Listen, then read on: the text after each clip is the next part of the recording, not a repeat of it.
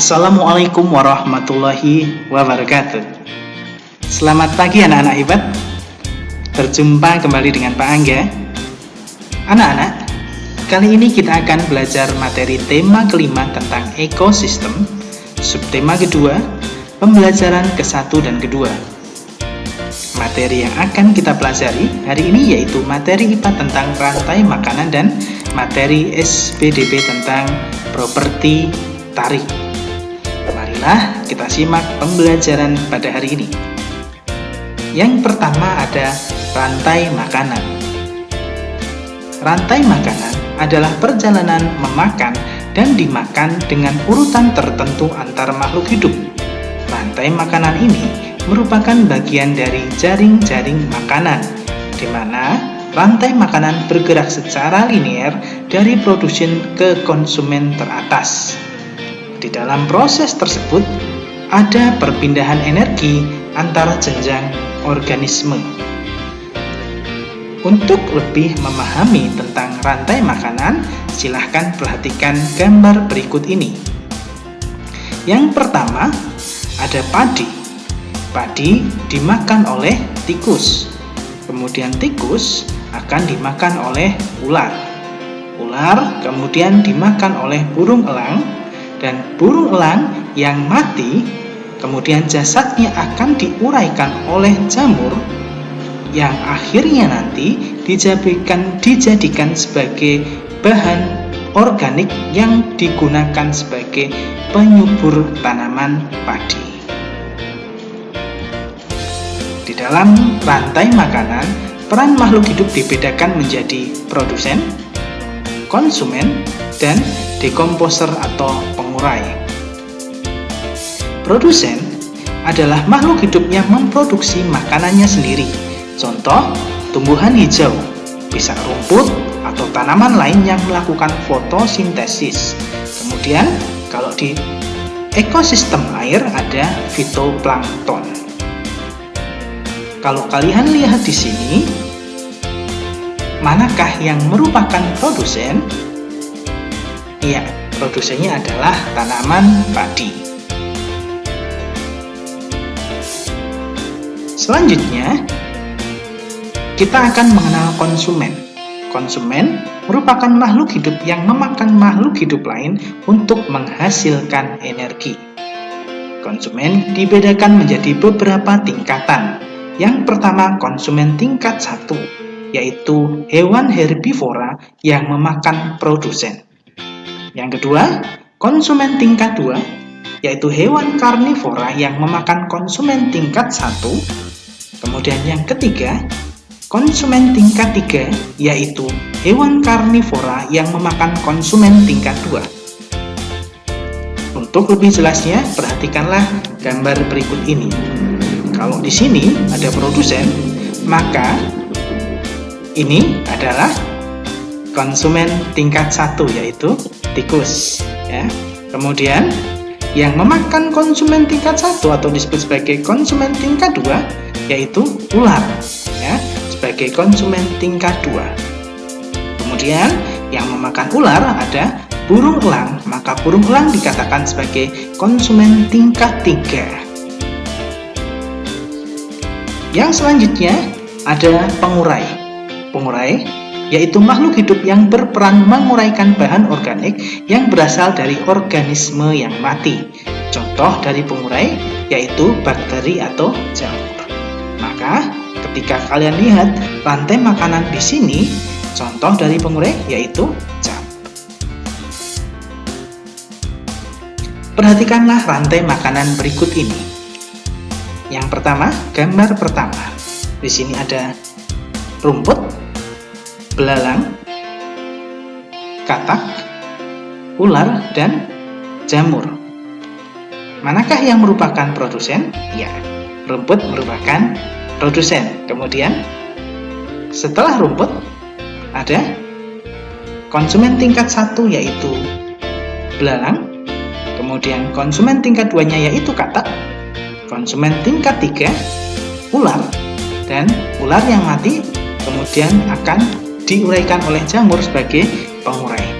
Maka urutan dari rantai makanan tersebut yaitu rumput, belalang, katak, ular, dan pengurai. Selanjutnya di gambar kedua. Di situ ada gambar ekosistem air. Ya. Di sini ada plankton, udang, ikan tuna, singa laut, dan pengurai. Maka plankton atau fitoplankton merupakan produsen. Kemudian produsen akan dimakan oleh konsumen tingkat 1 yaitu udang. Udang kemudian dimakan oleh konsumen tingkat 2 yaitu ikan tuna, dan ikan tuna akan dimakan oleh konsumen tingkat 3 yaitu singa laut. Kemudian singa laut yang mati akan diuraikan oleh pengurai. Maka urutan dari rantai makanan tersebut yaitu plankton, udang, ikan tuna, singa laut, dan pengurai. Ya. Nah, ini adalah tugas buat kalian. Di situ ada 2 gambar, tentunya pasti akan ada 2 contoh rantai makanan. Ya. Pak Angga akan meminta kalian untuk menuliskan urutan rantai makanan pada kedua gambar tersebut, seperti yang tadi sudah Pak Angga contohkan. Ya.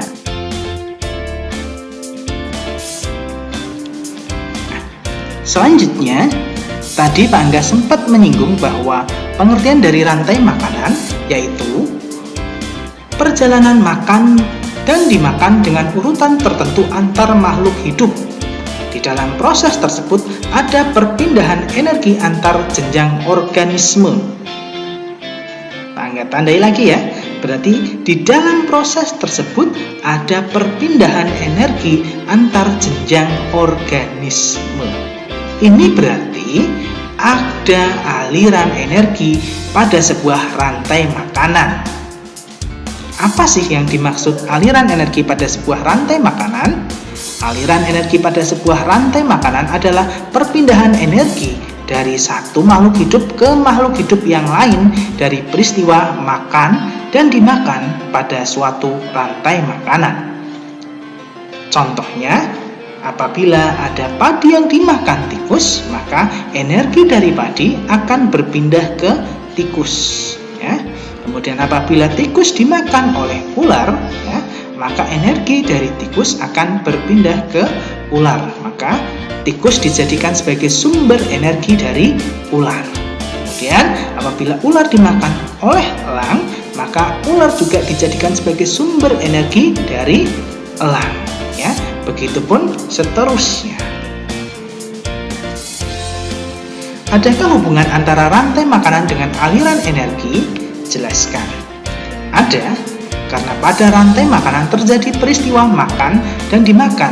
Ketika suatu makhluk hidup memakan makhluk hidup lain, maka akan terjadi perpindahan energi berupa zat-zat yang dibutuhkan untuk bertahan hidup bagi makhluk hidup tersebut. Ya. Jelaskan peran produsen dalam sebuah rantai makanan. Produsen merupakan satu-satunya komponen yang mampu memproduksi makanan sendiri. Produsen juga menjadi komponen yang akan dimakan oleh konsumen tingkat 1 agar rantai makanan tetap berjalan. Kalau kita lihat di gambar tersebut, maka produsennya yaitu padi, ya. Kemudian, apa hubungan antara rantai makanan dengan aliran energi? Tadi Pak Angga sudah singgung bahwa rantai makanan terjadi karena peristiwa makan dan dimakan, ya. Maka apabila suatu makhluk hidup memakan makhluk hidup lain, maka akan terjadi perpindahan energi. Ya, apabila padi dimakan oleh tikus, maka padi dijadikan sebagai sumber energi untuk tikus supaya tikus bisa bertahan hidup. Begitu pula ketika tikus dimakan oleh ular, maka tikus dijadikan sebagai sumber energi untuk ular dalam bertahan hidup. Begitupun seterusnya, ya.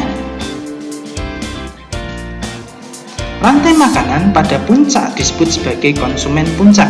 Apabila konsumen puncak punah, apa yang akan terjadi pada konsumen tingkat 1 dan konsumen tingkat 2? Untuk lebih memahami pertanyaan tersebut, maka Pak Angga akan ilustrasikan sebagai berikut. Nah, di sini rantai makanan di sini konsumen puncaknya atau konsumen tertinggi yaitu burung elang. Apabila burung elang punah atau hilang, maka yang terjadi adalah ular akan semakin banyak. Ketika ular akan semakin banyak, karena ular itu memakan tikus, maka jumlah tikus akan semakin sedikit, ya. Di sini dijelaskan jumlah konsumen 2 akan bertambah banyak karena tidak ada konsumen puncak yang memakan mereka, sedangkan jumlah konsumen tingkat 1 akan berkurang secara drastis karena dimakan oleh konsumen tingkat 2 yang lebih banyak. Keberadaan ekosistem juga dijadikan sebagai inspirasi dalam berkarya, seperti yang terdapat dalam beberapa tari daerah. Hasil panen yang diperoleh dari ekosistem sawah atau ladang dituangkan menjadi hasil karya tari yang indah dan menarik.